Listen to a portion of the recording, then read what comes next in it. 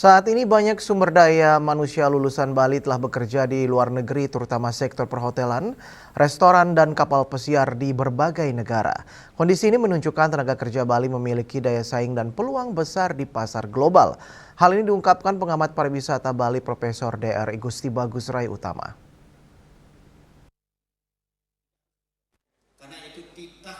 Lebih lanjut, Profesor Igusti Bagus Rai Utama menyatakan orientasi pendidikan saat ini tidak cukup hanya menyasar kebutuhan industri domestik.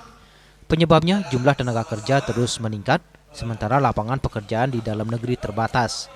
Karena itu, perguruan tinggi didorong menyiapkan mahasiswa menjadi talenta global yang siap bersaing di tingkat internasional.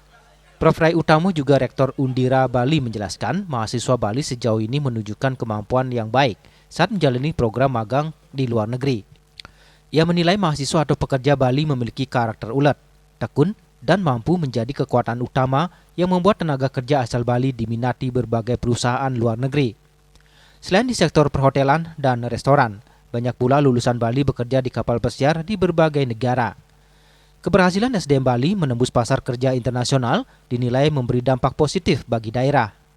Selain meningkatkan pengalaman dan kompetensi, para pekerja migran ini juga menjadi penyumbang devisa bagi keluarga dan mendorong pertumbuhan ekonomi di kampung halaman melalui kiriman pendapatan yang dikembangkan menjadi usaha produktif.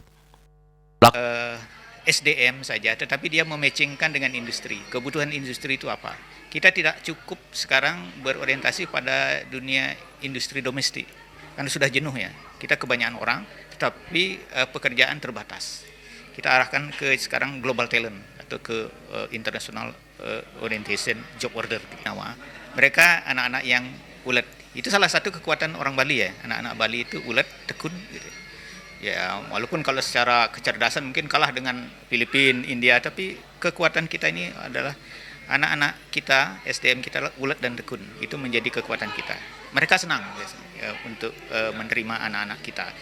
Ya, dan masalah sudah banyak kok anak-anak kita di cruise line di berbagai user, dan mereka ya itu menjadi penyumbang devisa untuk daerahnya masing-masing. Karena Prof. Rai Utama berharap perguruan tinggi di Bali terus memperkuat kualitas pendidikan, keterampilan, dan karakter mahasiswa agar semakin banyak generasi muda Bali mampu bersaing di dunia internasional.